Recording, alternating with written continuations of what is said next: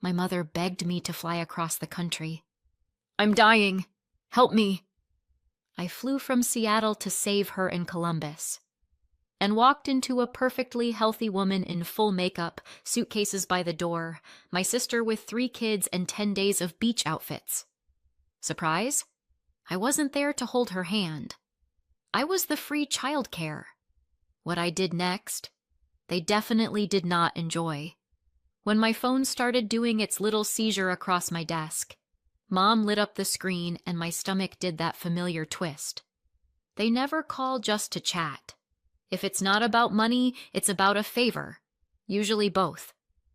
I was buried in endless QuickBooks tables, 3 projects on fire, Bennett reports due the next morning, Slack pinging in the corner like a smoke alarm. Classic Tuesday. I picked up. "Hey, Mom." "Emily." My mother, Linda Marie, sounded like an actress in the last act of a tragic play, weak, breathy, like a dying swan. "I feel so bad, sweetie. My head is spinning, my chest is tight. Your father's never home, always at work, and I'm here all alone." Heavy breathing in the receiver. Exactly like the hospital dramas where someone yells, "We're losing her!" and then she lives for 6 more seasons. "I really need you, Em. I need you so much." My brain snapped into emergency mode. "What happened this time? Did you call 911? What about Lisa? She lives 15 minutes away. She can swing by and check on you." Lisa is my older sister, eternal golden child, Mom's favorite, Dad's pride, walking proof that the universe has a sense of humor. Mom sighed so tragically I could practically feel it through the phone. "Lisa is overwhelmed with 3 kids. She doesn't have time to worry about me." Of course, Lisa is always overwhelmed the second someone might need something from her. "Please, Emily." Her voice quivered, Oscar-worthy. "Just come for a couple of weeks until I feel better. I wouldn't ask if it weren't serious." I looked at my monitor. 3 red-flagged projects. Bennett's monthly reports due tomorrow. My boss, Michael Dean, counting on me. My PTO wasn't scheduled until next month. But how do you say no to a dying mother? "I can fly out the morning after tomorrow," I heard myself say, already drafting a mental apology to my boss. "Earliest I can get a flight out of Seattle." "Thank you, sweetie." Her voice suddenly sounded stronger, almost perky. Miracle. "You've always been my reliable one." Yeah, reliable Emily. The family fix-it kit. All purpose, no warranty. I went straight to Michael's office and knocked. "Got a minute?" He looked up. "Sure, Emily. What's up?" "My mom's sick," I said. "Dad's at work. There's no one to stay with her. I need to fly out to Columbus. Maybe for 2 weeks. I'm asking for unpaid leave. Family emergency." Michael frowned. "And the Bennett reports?" "I know. I'm sorry. I wouldn't ask if it weren't bad." He studied me for a second, then nodded once. "Family comes first," he said. "We'll figure it out. Take the time you need. 2 weeks, and then I expect you back." "Thank you," I said, genuinely. I went back to my desk, pulled up flights, and booked an early morning route. Seattle, Chicago, Columbus. About 15 hours door to door once you count layovers and airport chaos. I hadn't been back in 4 years. 4 blissful years without family drama, guilt trips, or sudden loans that never came back. That evening, I pulled out my suitcase and set the alarm for 4 a.m. I live alone in a tiny 1-bedroom in the Ballard neighborhood of Seattle. I chose the furthest city I could get into after college, geographically and emotionally. That wasn't an accident. It was a survival strategy. Lisa, on the other hand, she never had to strategize. She just texted, "Can you Zelle me $200? I'll pay you back later." Without a please or thank you. No birthday calls, no Merry Christmas. Just, "Send money, we'll totally pay you back." Later never showed up. By the time my ride to the airport pulled up, I'd talked myself into believing I was being dramatic. Maybe Mom really was in trouble. Maybe this time was different. Spoiler, it wasn't. The flight passed in a fog of airplane coffee and recycled air. Seattle to Chicago, Chicago to Columbus, one long blur of anxiety and plastic-wrapped snacks. An Uber from John Glenn Columbus International Airport took me back to my old neighborhood on the west side of the city. Everything looked exactly the same, and somehow worse. Small front yards with patchy grass and overgrown hydrangeas, rusty swing sets with peeling paint, old Chevys and Fords sagging into the curb. My parents' house was a one-story brick box wrapped in once white siding that now looked stubbornly gray. I knocked, my heart thudding with every worst-case scenario my brain could produce. The door flew open. My mother stood there fresh as a daisy, hair done, lipstick bright, earrings matching her blouse. "Mom!" I froze on the doorstep, suitcase handle clenched in my hand. "You were sick." She grabbed my arm and tugged me inside. "Emily, you made it. Good girl. Shoes off. Your slippers are under the coat rack. Wait, what about your blood pressure? Your chest?" Mom laughed and waved a hand. "Oh, that. I might have exaggerated a little to get you here. Surprise!" I just stood there in the hallway, still gripping my suitcase, while my brain tried to reboot. From the living room came laughter and voices. "Look who's here!" Mom yelled. I followed her into the living room. Dad, Robert Allen, sat in his recliner scrolling news on his phone. On the couch were Lisa, her husband Jason, and their 3 kids, Ava, Ethan, and little Zoe, who I'd only ever seen in Facebook photos. "Oh, Emily!" Lisa gave me that smile that makes you instinctively check if your wallet's still in your bag. "You actually came." Dad glanced up. "Hey, kiddo, how was your flight?" "What's going on?" I looked from one face to another. Mom said she was dying. "We're going on vacation," Mom announced happily. "Myrtle Beach. 10 days. Everything's booked. Tickets bought." She gestured vaguely at the grandkids. "And nobody to stay with the kids." It felt like someone had dumped a bucket of ice water over my head. "So, you lied about being sick," I said slowly, "so I'd fly across the country to babysit." "Don't be so dramatic," Lisa snorted. "You've got, what, an office job? You sit at a computer all day. It's not like you work in a factory." I felt my face start to burn. "I have deadlines, Lisa. 3 projects are on fire. I took unpaid leave for this." "That's what family is for," Mom said in her sermon voice. "To help each other. Lisa and Jason haven't been anywhere in years. Your father and I haven't been back to Hawaii since our honeymoon. This is important." They all looked so pleased with themselves, relaxed, not a trace of shame. My family. They lied, tricked me into coming, and now they expected me to wag my tail with gratitude. I could have exploded right there. Years of resentment were lined up like planes on a runway, but something stopped me.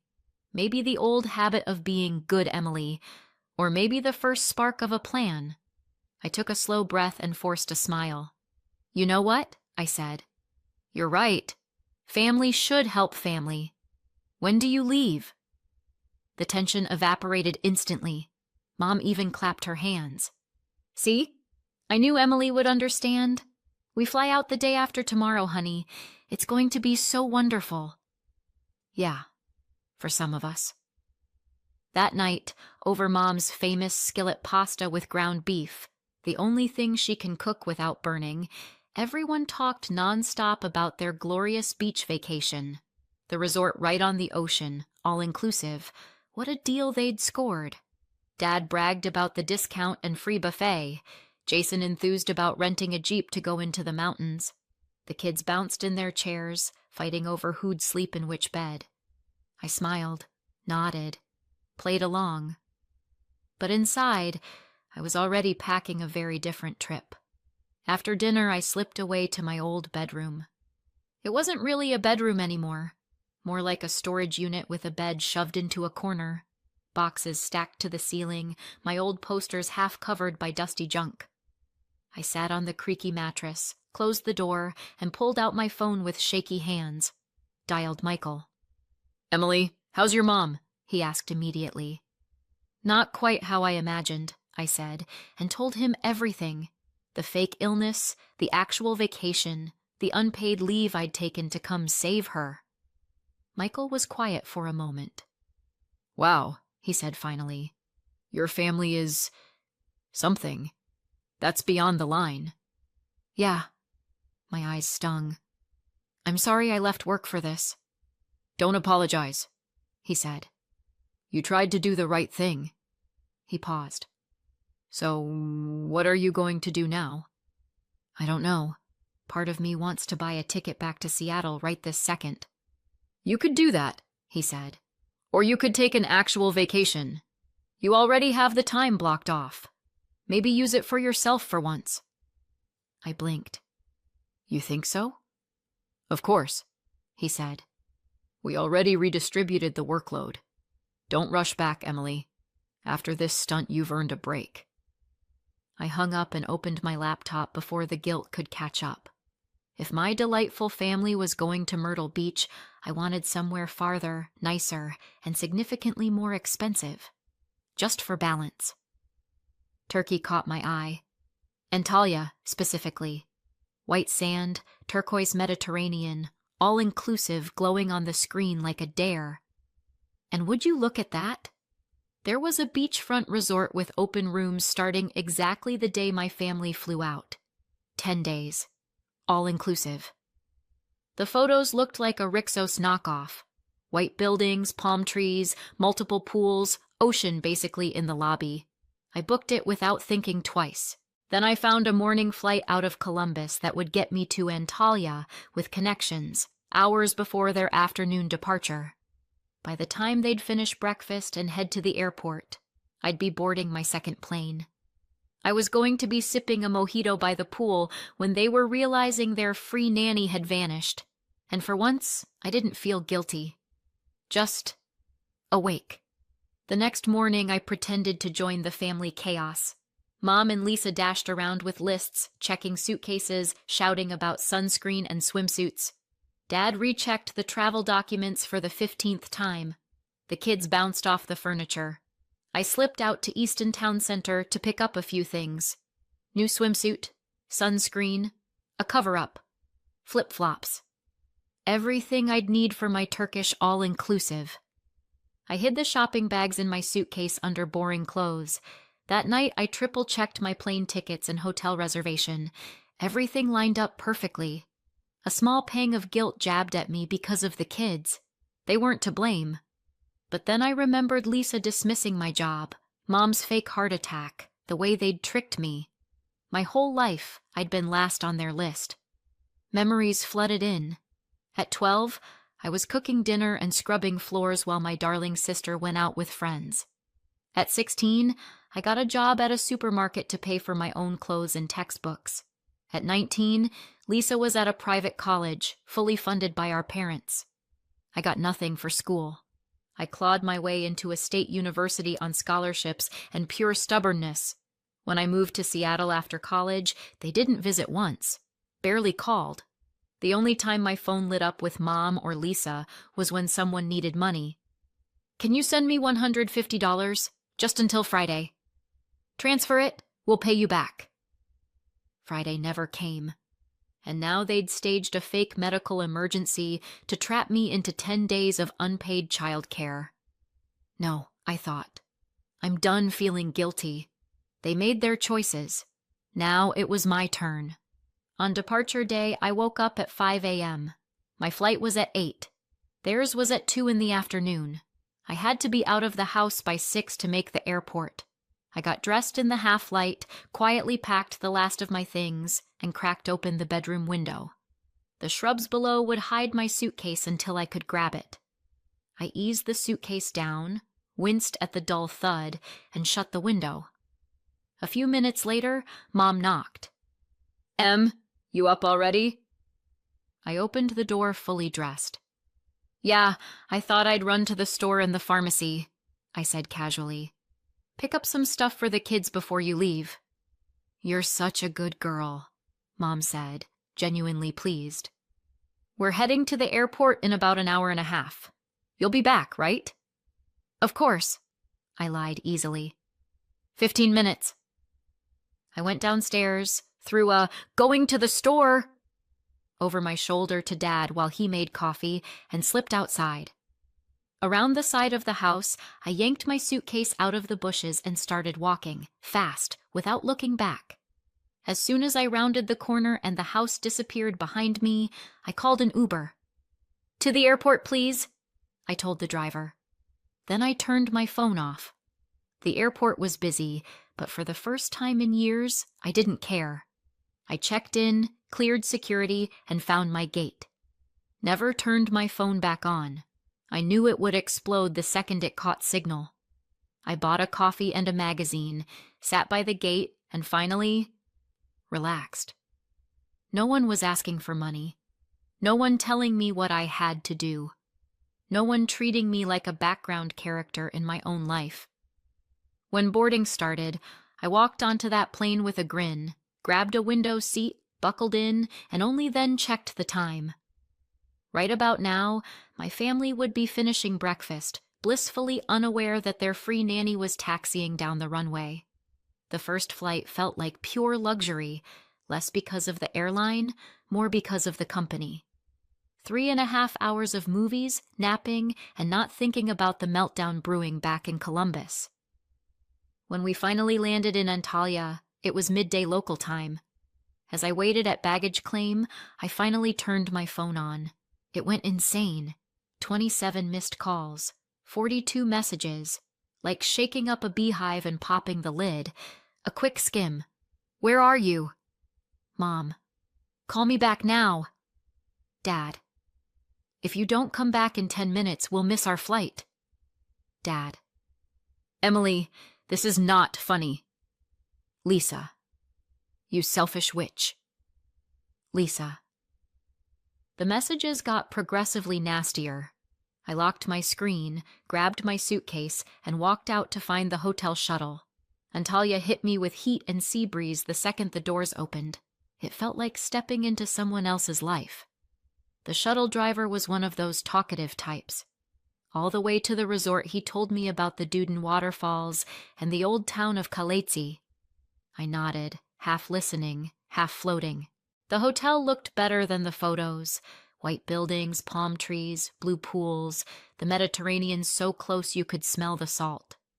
I checked in, took a long shower, slipped into my new swimsuit, and finally decided it was time to update my family. I called Mom. She picked up on the first ring. "Emily, where the hell are you?" she practically screamed. "In Turkey," I said calmly. "At a hotel in Antalya?" Silence. Then, "What nonsense are you talking about? Get back here immediately. We missed the transfer because of you." "I'm sorry to hear that," I said, and I almost meant it. "But I'm not coming back to babysit." "You did this on purpose?" Mom wheezed. "You planned this?" "Yes," I said. "About the same way you planned your emergency call to your dying mother." "That's different," she snapped. "We needed help. And you decided lying was the best way to get it. You didn't even ask if I could stay with the kids. You just manipulated me. Your sister could hire a nanny," I cut in, "or ask me honestly. Instead, you faked a health crisis. I was genuinely scared something was wrong with you." Mom went quiet for a moment. Then, "You ruined everything. The vacation is ruined. The tour operator is charging penalties for canceling." "I am sorry about that," I said. And I was. "But maybe this will teach you to respect me. Even a little." "Respect you after what you've done?" Mom's voice shot up an octave. "Lisa was right. You're selfish." I laughed. Funny, hearing that from people who only call when they need money, people who never pay it back. "How dare you talk to us like that?" she hissed. "No," I said. "How dare you? All of you. I'm done being the family doormat. I'm going to enjoy my vacation now. Bye, Mom." I hung up before she could respond. The phone rang again immediately, Lisa this time. I powered it down and shoved it into my bag. Then I walked down to the pool bar, ordered a mojito, took a long sip, and watched the turquoise sea. For the first time in years, I felt like I was exactly where I was supposed to be. The next days were, honestly, magical. I swam. I read on the beach. I rode a banana boat behind a speedboat and screamed my lungs out in the best way. I destroyed the buffet. They did grilled eggplant there that could make you believe in higher powers. I turned my phone on once a day, just long enough to glance at work email and upload a few photos to Instagram stories. Beach selfies, rainbow cocktails, postcard sunsets. Lisa replied to every single story with a DM. "Hope you're happy. Mom won't stop crying. The kids keep asking where Aunt Emily is." I ignored her and kept posting. "Let them watch." On the fourth night, I met Alex at the hotel bar. He was in town for a textile trade show that wrapped up early. He'd decided to extend his stay for a few days. We clicked immediately, and he didn't even blink at my family drama. "I've got a similar story," he said, smirking. "Except I'm hiding from my ex-mother-in-law on this business trip." We spent the rest of the trip together. It was easy, nice. Being around someone who liked me for me, not for what I could do for them. Not as free labor. By the end of the week, I felt new. Strong in a way I wasn't used to. We exchanged numbers at the airport, but I didn't build any castles in the air. Long distance isn't exactly my thing. No regrets. I flew back to Seattle with 3 days of vacation still left. I used them to clean my apartment, do laundry, and brace myself for re-entry into normal life. Michael pinged me in Slack. "Confirming you're back Monday?" "Yes," I replied. "Back as planned." My phone had finally stopped vibrating itself off the table with family theatrics. The silence, weirdly, made me more nervous than the drama. The day before work started again, my phone rang. Aunt Karen, Mom's sister. "Emily, it's Aunt Karen," she said when I picked up. Her voice has always had that steady, no-bull tone. We'd never been close, but she'd always treated me like an actual person. "I heard something happened," she said. "Your parents and Lisa are calling every relative saying you ruined their entire vacation." I sighed. "And did they mention that Mom faked being seriously ill to lure me out here and trap me as a babysitter for 10 days? "No," Aunt Karen said slowly. "Funny how they left that out." So I told her everything. The fake illness, the Myrtle Beach plan, the unpaid leave, my escape, the calls, the whole circus. When I finished, there was a long pause. "Well, for heaven's sake," she said finally. "Your mother's always been a one-woman theater, but this is a lot." "So you believe me?" I asked. "Of course I do, honey. I love my sister, but she's always favored Lisa. I saw it when you were kids. It wasn't right then, and it isn't right now." Her words hit harder than I expected. All those years I thought I was just oversensitive. Turns out it wasn't all in my head. "Thank you," I whispered. "What you did was bold," Aunt Karen said. "But I don't blame you. Sometimes people need a cold shower." We talked a little more. I hung up feeling lighter. At least one person in the family was willing to stand on my side of the line. The next day I went back to work. Michael met me with a smile. "Welcome back. How was Turkey?" "Incredible," I said honestly. "Thank you for pushing me to go." "And the family saga?" he asked. I shrugged. "Still dramatic, but I'm not going to let them walk all over me anymore." The following weeks were quiet. No calls from my parents. No texts from Lisa. I dove into work, caught up on projects, and even started texting more with Alex. He called from New York one evening and said he couldn't stop thinking about our time in Turkey.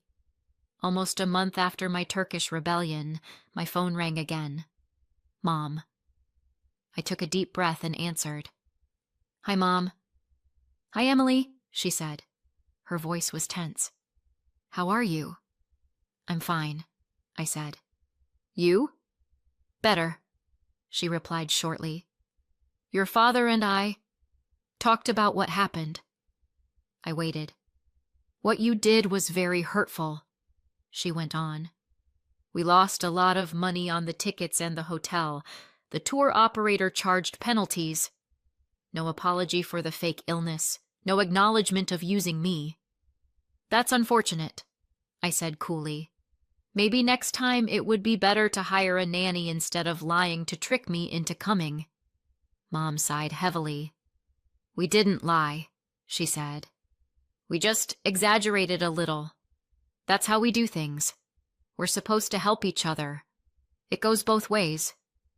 Funny, I said, because from where I'm sitting, it looks like I help you, and you take advantage of it. When was the last time you called just to see how I'm doing? Not to ask for money, not to ask for a favor, just to talk to your daughter. Silence. Exactly, I said. Look, Mom, I'm not saying what I did wasn't petty. It was. But I'm done being the family ATM and the free babysitter. What are you suggesting then? She asked quietly. If you want a normal relationship with me, I said, it has to be a two-way street. I need to feel like you value me, not just what I can do for you. Another pause. Fine, she said finally. I'll think about what you said. Do that, I replied. Bye, Mom. I hung up, not knowing if that was the beginning of reconciliation or the last nail in the coffin of whatever we called our relationship. Either way, I didn't regret standing up for myself. A little while later, Lisa texted. The kids keep asking about you. No apology, no hint of guilt. Just using the kids as leverage as usual. I didn't respond. Life went on. I got a promotion at work. Now I manage an entire line of projects instead of just juggling spreadsheets in the background. Alex flew out one weekend. I showed him around Seattle. We went up to Cary Park Overlook, watched the city lights flicker under the clouds, and walked all the way out to Alki Point Lighthouse. I joined a local travel club, made new friends, people who liked me without needing an excuse. 3 months after the turkey incident, Aunt Karen called again. I thought you'd want to know, she said. Your mother admitted to me that they handled things badly when they lied to you. Not in those exact words, of course. Of course, I snorted. She told me she should have just asked you directly to help with the kids. For your mother, that's practically a confession. I laughed. Probably. Give them time, Em, Aunt Karen said. They're stubborn, but they do love you. In their way. In their way? I repeated quietly. Not perfect, she said. But it's something. After we hung up, I sat there a long time, thinking about family. The one you're born into and the one you build yourself. For so many years, I'd tried to earn my parents' and sisters' approval. It never worked. Maybe it never will. And maybe that's okay. I've built a good life, a job I like, friends who actually value me, a promising relationship with a man who met me as I am, not as a utility. I don't need to be the family rag doll to feel worthy of love. A week later, a card arrived in the mail. Inside was a transfer to my account, the exact amount of the loans they'd borrowed and never repaid. The money hit my balance the same day. On the card, in Mom's handwriting, sorry this took so long. Love, Mom. Not a full apology, not a promise to change, but something. A small, crooked step. I texted her a simple thank you, Then I put the card in a drawer and went on with my day. Do I want a full reconciliation? I'm not sure. Part of me, despite everything, still misses them. Another part is terrified of sliding back into old patterns and becoming reliable Emily again, the girl who drops everything whenever they snap their fingers. So for now, I keep my distance. Maybe one day we'll figure out a healthier way to be in each other's lives. Maybe we won't. Either way, I know one thing for certain. I'm going to be okay. So what do you think? Did I go too far or not far enough? Let me know in the comments and subscribe for more.